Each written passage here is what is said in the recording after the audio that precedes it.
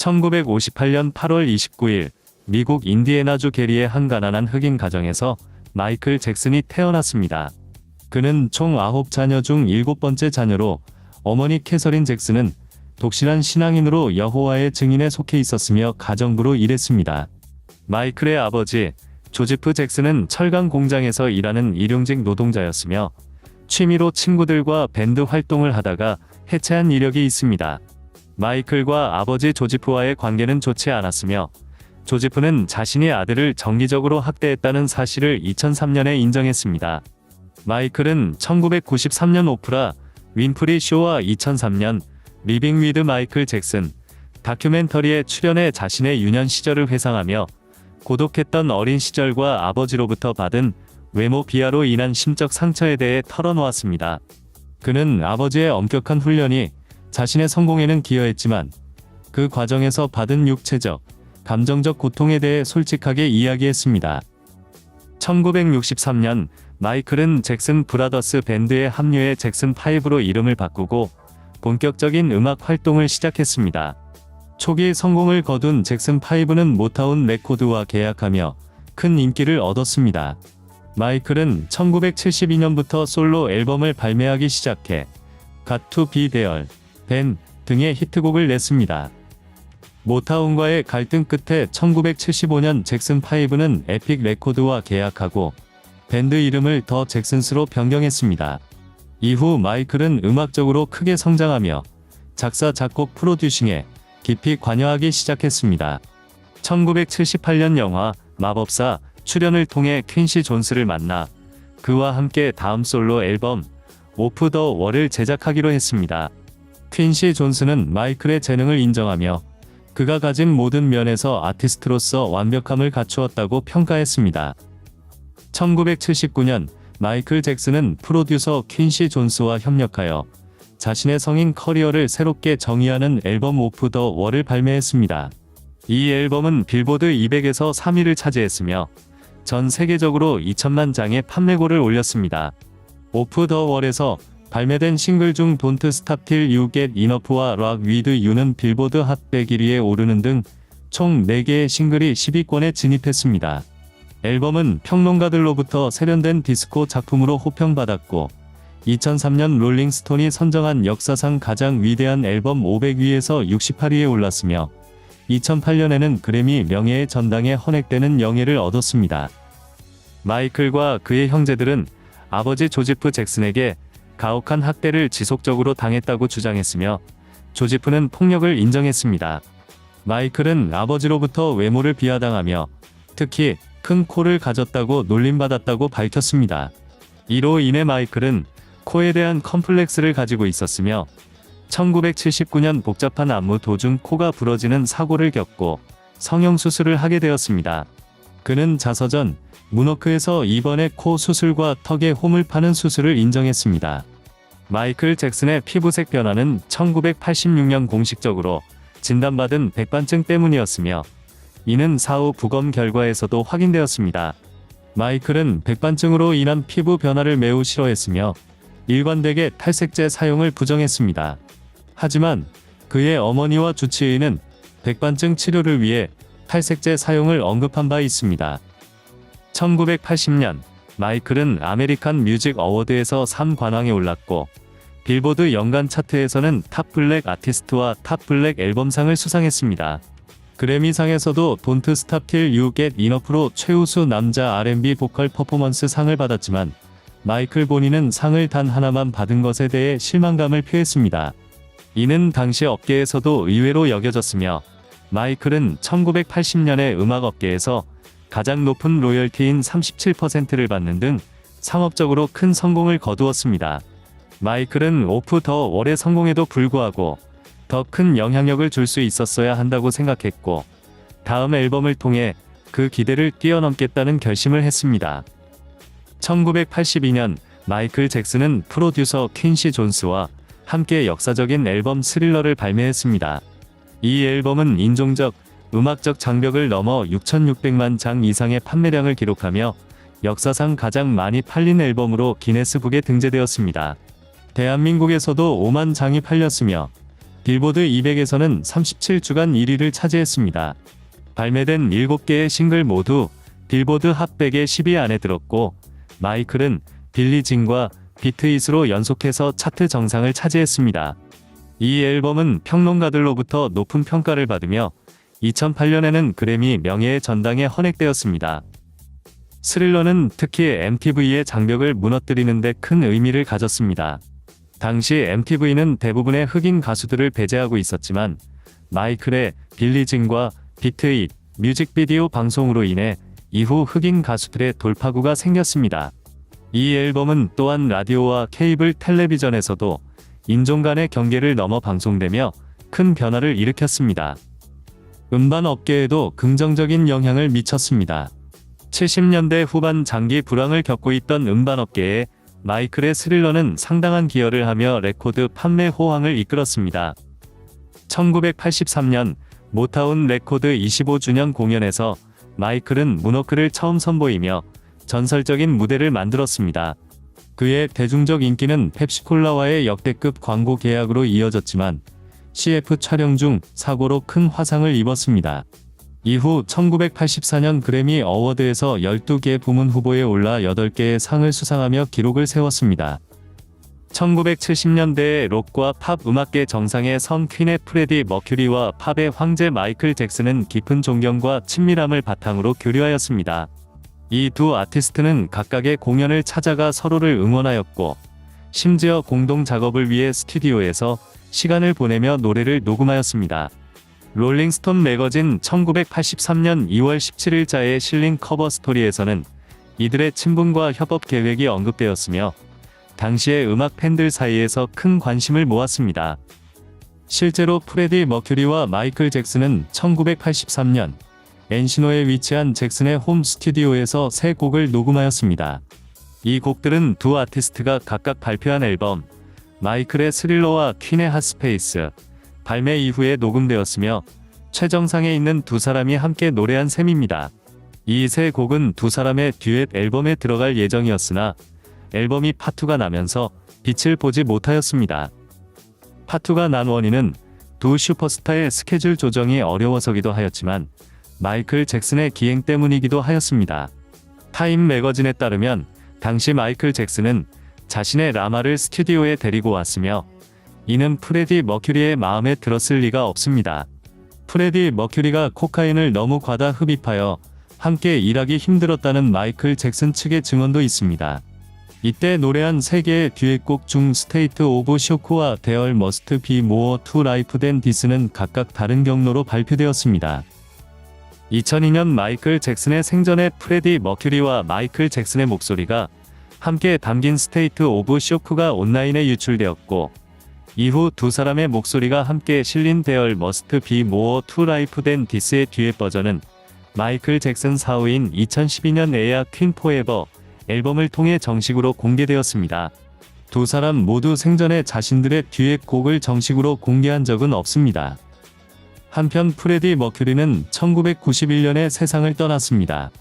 세 곡 중 아직 공개되지 않는 마지막 노래의 제목은 잭슨즈의 1984년 앨범의 제목과 같은 빅토리로 알려졌습니다. 마이클 잭슨은 무대 위 화려한 모습과 달리 매우 내성적이고 소심하며 부끄러움을 많이 타는 성격이었습니다. 마이클은 너무 수줍어서 등을 돌리고 노래를 불렀다라고 시드니 루멧이 증언했으며, 프로듀서 퀸시 존스 역시 잭슨의 내성적인 성격을 보고 걱정을 많이 했습니다. 2003년 비행기 승객 프로필에서도 매우 소심함으로 명시되었으며 1984년 백악관 방문 시 정부 관료들이 모여있는 것을 보고 겁에 질려 화장실로 도망쳤다는 일화가 전해집니다. 마이클 잭슨의 어머니 캐서린 잭슨은 마이클이 심할 때는 자신과 눈도 마주치지 않을 정도로 부끄러움을 탔으며 집에서 고독을 즐겼다고 전했습니다. 한 지인은 마이클이 가수가 아니었다면 사탕 가게를 운영하며 골방에 박혀 늙었을 것이라고 말했습니다. 1985년에는 We Are the World 프로젝트에 주도적으로 참여했고, 비틀즈의 저작권 카탈로그를 포함한 ATV 출판사를 인수하는 대형 거래를 완료했습니다. 이는 마이클이 음악 사업에서도 중대한 영향력을 행사하고 있음을 보여주는 사례였습니다. 1986년 타블로이드 언론은 마이클 잭슨이 노화를 늦추기 위해 고압 산소 체인버에서 잠을 자고 있다고 보도했습니다. 이는 화상치료센터에서 산소 체인버를 본 후 이론적으로 노화 지연 가능성에 대한 의사의 말에 흥미를 느낀 마이클이 언론을 자신이 통제할 수 있는지 실험하고 홍보 목적으로 직접 기획한 자작극이었습니다. 이 사건으로 웨코 제코라는 별명이 붙으며 그를 기괴한 인물로 묘사하기 시작했습니다. 타블로이드는 과거 마이클이 성전환 수술을 받으려 한다는 등의 근거 없는 기사로 이미지를 훼손했었습니다. 마이클 측은 1984년에 언론의 루머에 대해 공개적으로 반박했으나 이후에도 언론은 더 자극적인 내용으로 그의 이미지에 타격을 주었습니다. 마이클은 이로 인한 언론에 대한 불신으로 오랜 시간 동안 인터뷰를 거의 하지 않았습니다. 마이클의 피부색 변화는 백반증에 의한 것이었지만 언론은 그가 백인이 되고자 한다고 잘못된 정보를 보도했습니다. 1987년 마이클은 앨범 배드를 발매하여 빌보드 200에서 1위를 차지하고 5개의 싱글이 핫백에서 1위를 기록하는 등 큰 성공을 거두었습니다. 이 앨범은 전작 스릴러에는 미치지 못했지만 역사상 10번째로 많이 팔린 앨범이 되었습니다. 그의 첫 솔로 투어인 배드 투어는 전 세계적으로 큰 성공을 거두었고 특히 영국 웸블리 구장에서는 7회 연속 매진이라는 기록을 세웠습니다. 1988년 마이클은 자서전 문워크를 출판하고 캘리포니아주의 네버랜드를 건립했습니다. 같은 해 엘리자베스 테일러에 의해 킹 오브 팝이라는 별명을 얻었습니다. 마이클 잭슨은 사진작가 윌리엄 팩치 주니어에게 보낸 편지에서 모든 인간이 평등하게 태어났다는 신념을 표현했습니다. 그는 인종적 편견을 상상할 수 없다며 지구상의 모든 인종을 사랑한다고 밝혔습니다. 젊은 시절 여드름으로 인한 스트레스를 겪으며 사람들의 눈을 제대로 마주치지 못했고 이를 극복하기 위해 채식 식단으로 전환했다고 문워크에서 고백했습니다. 1990년에는 세미 데이비스 주니어즈의 60번째 생일을 축하하는 공연에 참가하고 맨 인 더 미러로 얻은 수익금을 자선단체에 기부했습니다. 이 시기 마이클은 업계 최고 수준의 로열티를 받으며 80년대 가장 성공한 가수로 자리매김했습니다. 1991년 마이클 잭슨은 소니와 역대 가수 중 최대 규모인 6,500만 달러에 달하는 재계약을 체결하며 닐 다이아몬드가 세운 기록을 경신하였습니다. 같은 해 11월 퀸시 존스와의 작업을 마치고 테디 라일리와 함께한 앨범 데인저러스를 발매했습니다. 이 앨범은 3천만 장 이상 판매되며 역사상 가장 많이 팔린 앨범 중 하나가 되었습니다. 블랙 오어 화이트와 같은 싱글은 인종 화합의 메시지를 담고 있으며 이 앨범은 대부분의 평론가들로부터 긍정적인 반응을 얻었습니다. 1992년에는 데인저러스가 전 세계적으로 가장 많이 팔린 앨범이 되었고 싱글 블랙 오어 화이트는 세계적인 올해의 싱글 베스트셀러 상을 수상했습니다. 힐 더 월드는 유럽에서 큰 인기를 얻었습니다. 마이클은 이러한 성공에 힘입어 힐 더 월드 파운데이션을 설립하여 전쟁 피해 지역과 불치병 환자 치료 등을 목적으로 한 자선 활동을 펼쳤습니다. 힐 더 월드 파운데이션과 같은 활동으로 인정받아 마이클은 부시 대통령으로부터 상을 받았습니다. 이후 1992년 6월부터 시작된 데인저러스 월드 투어는 동구권 국가들을 포함한 전 세계를 아우르며 대성공을 거두었고 특히 러시아 모스크바에서의 공연은 큰 화제를 모았습니다. 1993년에는 슈퍼볼 하프타임쇼에서의 역대급 공연으로 NFL 하프타임쇼의 판도를 바꾸며 역사적인 시청률 상승을 이끌었습니다. 또한 오프라 윈프리 쇼에서의 인터뷰는 미국 TV 역사상 가장 높은 시청률 중 하나를 기록했습니다. 그해 마이클은 그래미 어워드에서 살아있는 전설상을 수상하며 그의 음악적 성과와 자선 활동을 통한 긍정적 영향력을 다시 한번 인정받았습니다. 1993년 여름 마이클 잭슨은 13세 남자 아동 성추행 혐의로 큰 공분을 샀으며 이 사건은 그의 상업적 매력, 음악적 명예, 그리고 대중적 이미지에 심각한 타격을 입혔습니다. 이로 인해 펩시는 마이클과의 협력 관계를 종료했고 마이클의 팬들은 펩시에 대한 보이콧으로 반응했습니다. 이 사건의 배경에는 마이클이 1992년 차 고장으로 우연히 만난 이반 챈들러의 가족과의 관계가 있습니다. 이반 챈들러는 마이클에게 그의 아들 조단과의 교류를 제안했고, 이후 마이클은 조단과 그의 가족과 함께 시간을 보냈습니다. 이 관계는 타블로이드에 의해 대중에게 알려졌고, 이반 챈들러는 마이클에게 민사 소송을 제기했습니다.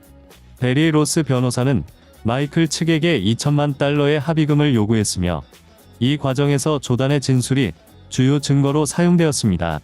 조단의 진술은 최면 진정제, 에미터 소듐의 사용 후 달라졌으며, 이는 공정한 증언을 얻기 위한 적절한 방법이 아니라는 비판을 받았습니다. 이 사건은 결국 1993년 7월 민사 소송으로 이어졌고, 언론은 마이클에 대한 비판적인 보도를 이어갔습니다. 그러나 마이클은 자신의 결백을 주장했고, 결국 1,500만 달러에 합의하여 민사 소송을 종결했습니다. 이 합의는 마이클의 성추행 혐의를 인정하는 것이 아니라 소송을 끝내기 위한 것이었습니다. 형사 수사는 증거 부족으로 중단되었으며, 마이클에 대한 형사적 책임은 물리지 않았습니다. 이 사건은 마이클의 정신 건강에 큰 영향을 미쳤으며, 불면증과 약물 중독 문제를 악화시켰습니다. 그러나 마이클은 이후에도 자선 활동을 이어갔으며, 1994년에는 리사 마리 프레슬리와 결혼하여 대중의 관심을 받았습니다. 이들의 결혼은 일각에서 이미지 회복을 위한 전략이라는 의혹을 받았지만, 둘은 진실한 사랑을 주장했습니다. 1995년 마이클 잭슨은 ATV 뮤직 카탈로그의 절반을 소니에게 9,500만 달러에 판매하여 소니 ATV 뮤직 출판사를 설립했습니다.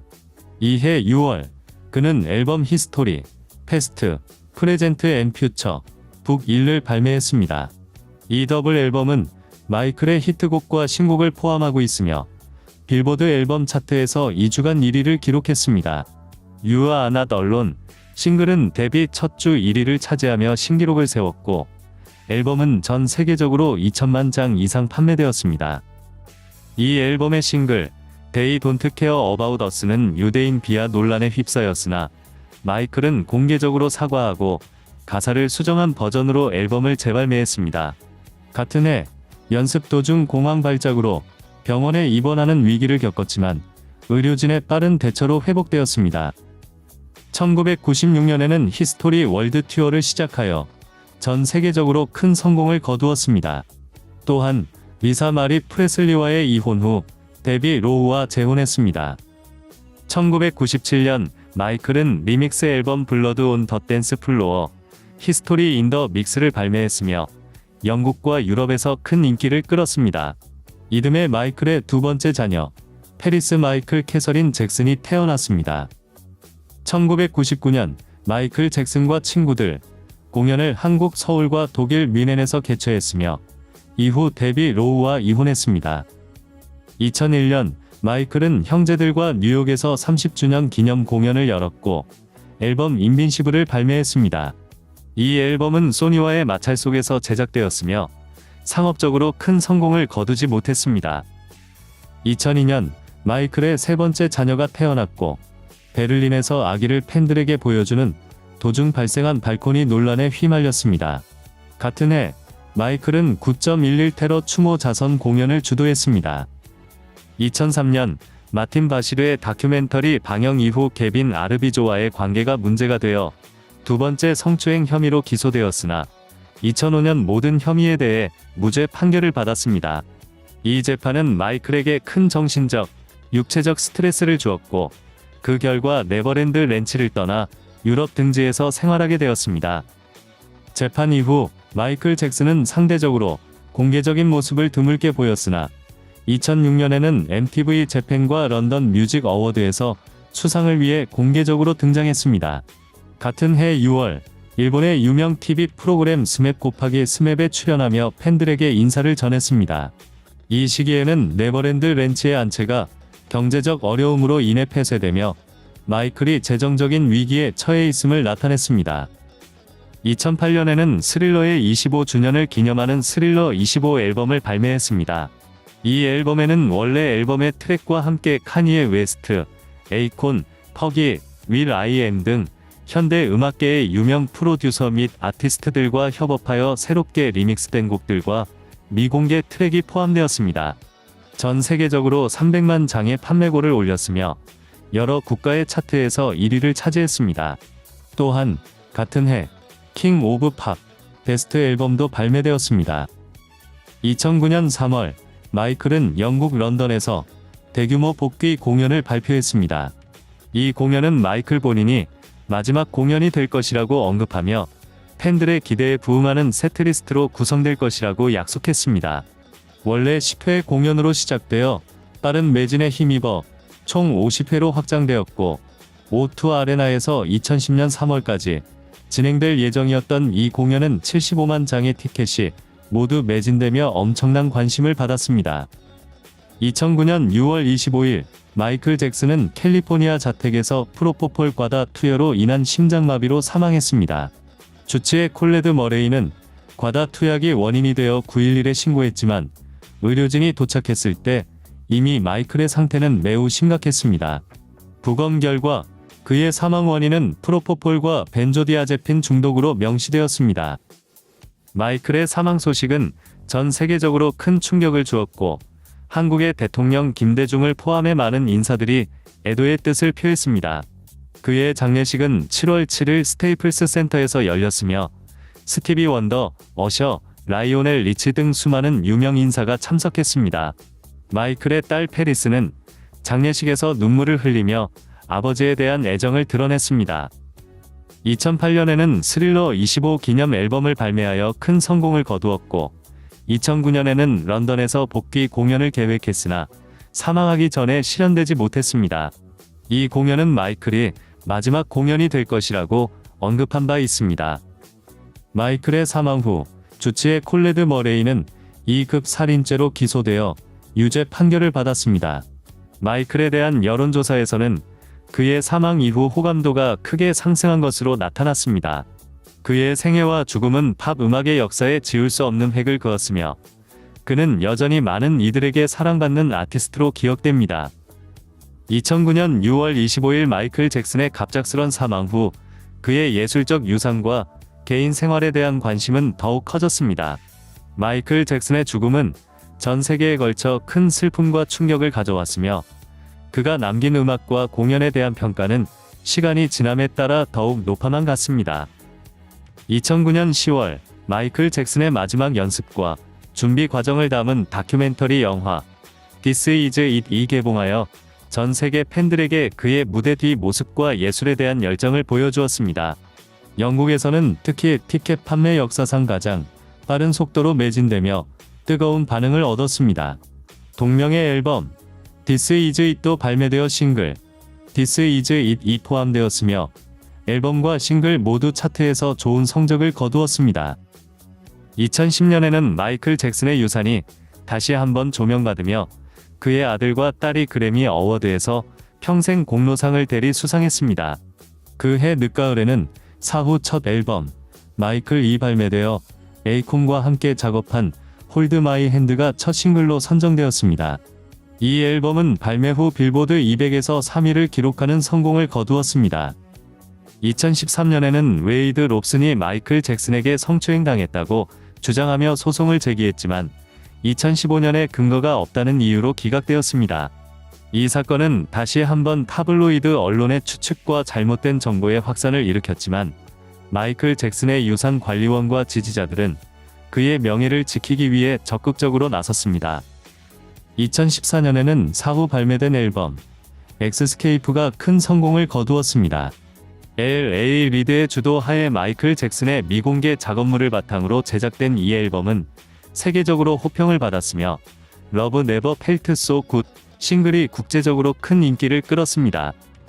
그의 사후에도 마이클 잭슨의 음악과 유산은 계속해서 새로운 세대의 팬들에게 영감을 주고 있으며 그의 명성과 영향력은 시간이 지나도 변치 않고 있습니다. 그의 음악은 여전히 전 세계적으로 사랑받고 있으며 그의 창조적 유산은 계속해서 그의 팬들에게 새로운 기쁨과 감동을 주고 있습니다. 마이클 잭슨은 대중음악계에 혁명적 변화를 가져온 인물로 깊은 존경과 인정을 받습니다. 음악 평론가들은 그의 등장을 음악의 계기점으로 보고 그가 팝 음악 내의 인종적 장벽을 허물었다고 평가합니다. 에픽 레코드의 L.A. 레이드 CEO는 잭슨이 현대 음악과 예술에 지대한 영향을 끼쳤다고 말합니다. 영국 연구진의 분석에 따르면 마이클 잭슨은 대중음악의 주요 변혁기에 중심적 역할을 했으며 영국 의회는 그의 음악적 영향력을 중요한 세계 사건 중 하나로 인정했습니다. 마이클 잭슨은 단순히 음악을 듣는 경험을 넘어 시각적인 즐거움을 제공하는 보는 음악 시대의 개척자입니다. 그의 뮤직비디오와 공연은 놀라운 영상 미학과 혁신적 기술로 가득 차 있으며 이는 MTV와 뮤직비디오의 발전에 크게 기여했습니다. 그의 스릴러 뮤직비디오는 뮤직비디오를 단편 영화 수준으로 끌어올림으로써 MTV를 대중적인 매체로 변모시켰습니다. 마이클 잭슨의 공연과 뮤직비디오는 댄스와 음악의 새로운 장르를 탄생시켰고 특히 그의 문워크와 같은 춤은 전 세계적으로 유명해졌습니다. 그는 뮤직비디오의 예술성을 대중문화에 통합시키는 대중요한 역할을 하였으며 음악 산업에서 뮤직비디오를 강력한 홍보 도구로 만들었습니다. 마이클 잭슨의 업적은 그가 살아생전에 이루어낸 것만이 아니라 사후에도 계속해서 음악계와 대중문화에 깊은 영향을 미치고 있습니다. 그의 유산은 뮤직비디오, 라이브 공연, 춤, 음악 제작의 모든 영역에서 현대 음악과 예술에 지울 수 없는 흔적을 남겼습니다. MTV는 마이클 잭슨의 공로를 인정하여 평생 공로상의 이름을 마이클 잭슨 비디오 뱅가드 어워즈로 변경했고 그의 스릴러 뮤직비디오는 미국 의회 도서관에 영구 보존작으로 선정되어 그의 예술적 가치가 인정받았습니다. 마이클 잭슨은 댄스와 음악을 통해 대중문화에 혁명적 변화를 가져온 인물입니다. 그는 단순히 탁월한 댄서로서의 기술만을 보여준 것이 아니라 댄스를 예술의 형태로 승화시켰습니다. 전문 댄서와 음악 평론가들은 잭슨의 독창적이고 추상적인 댄스 스타일, 그리고 즉흥적인 춤을 통한 대중과의 소통 능력을 높이 평가합니다. 특히 그의 시그니처 무브인 문워킹은 전 세계적으로 유명해졌으며 잭슨은 이를 통해 댄스 팝의 새로운 경향을 창조하고 공연 예술의 새로운 기준을 설정했습니다. 잭슨은 음악을 통해서도 큰 변화를 이끌었습니다. 그는 소울, 펑크, 록, 팝 등 다양한 장르의 경계를 허물고 흑인 음악과 백인 음악의 크로스오버를 성공적으로 이끌었습니다. 스릴러 앨범을 통해 흑인 음악이 주류 시장에 진입하는 계기를 마련했으며 이는 음악적 장벽을 무너뜨리고 팝 문화의 판도를 영원히 바꾼 중요한 사건으로 평가됩니다. 이러한 업적으로 잭슨은 음악과 댄스를 통해 인종적, 세대적, 국가적 장벽을 넘어선 글로벌 아이콘이 되었습니다. 잭슨의 공로는 다양한 분야에서 인정받았으며 그의 음악과 댄스는 오늘날에도 여전히 많은 아티스트들에게 영감을 주고 있습니다. 그의 예술적 유산은 미국 국립무용박물관 명예의 전당에 그의 이름이 올라갈 정도로 높이 평가되고 있으며 그의 음악적, 댄스적 기여는 대중문화에서 지울 수 없는 흔적을 남겼습니다. 마이클 잭슨은 단순한 팝스타를 넘어선 음악적 천재로 그의 독특하고 직관적인 작곡 방식은 업계에서 큰 존경을 받았습니다. 악보를 볼 줄 몰랐음에도 불구하고 그는 입으로 멜로디와 리듬을 표현하여 녹음하고 이를 연주자들과 공유하는 방식으로 수많은 히트곡을 창조했습니다. 그의 음악적 직관은 그를 현대 음악의 혁신가로 만들었으며 그의 멜로디 메이킹 능력은 다른 뮤지션들에게 큰 영감을 주었습니다. 또한 잭슨은 편곡과 프로듀싱 과정에 있어서도 기존의 규칙을 탈피하여 새로운 음악적 접근을 시도했고 이는 음악 산업에 지대한 영향을 끼쳤습니다. 패션 분야에서도 마이클 잭슨의 영향력은 막대했습니다. 그는 스키니진, 페도라, 선글라스, 장갑, 재킷, 팔찌, 암밴드, 한쪽을 자른 티셔츠 등을 포함한 다양한 패션 아이템을 유행시켜 패션의 황제로 불리기도 했습니다. 일부 학교에서는 잭슨의 스타일을 따라 하지 못하게 하는 규정을 마련할 정도로 그의 패션은 젊은 세대에게 큰 영향을 미쳤습니다. 마이클 잭슨은 음악뿐만 아니라 패션에서도 세계적인 아이콘으로 자리매김하며 그의 창조적 유산은 오늘날에도 여전히 많은 사람들에게 영감을 주고 있습니다. 마이클 잭슨의 유산은 음악계와 넘어 사회 전반에 걸쳐 심오한 영향을 미쳤습니다. 음악평론가 앤서니 디커티스는 잭슨의 영향을 모든 곳에 미치는 태양과 공기에 비유했으며 잭슨은 엘비스 프레슬리, 비틀스와 같은 위대한 아티스트들과 어깨를 나란히 하며 음악적으로뿐만 아니라 사회적으로도 중요한 변화를 이끌었습니다. 잭슨의 음악과 춤은 전 세계적으로 영감을 주었고 그의 스타일과 유사는 다양한 장르의 아티스트들에게 영향을 미쳤습니다. 배수와 올뮤직 같은 음악 플랫폼은 잭슨을 역사상 가장 위대한 연예인으로 규정했으며 그의 뮤직비디오와 공연 스타일은 뮤직비디오의 예술성을 새롭게 정립했습니다. 퀸시 존스와 프레드 아스테어와 같은 음악계의 거장들도 잭슨의 천재성을 인정했습니다. 잭슨은 MTV와 같은 미디어에 큰 변화를 가져왔으며 그의 죽음은 전 세계적으로 큰 슬픔과 함께 그의 예술에 대한 깊은 감사를 남겼습니다.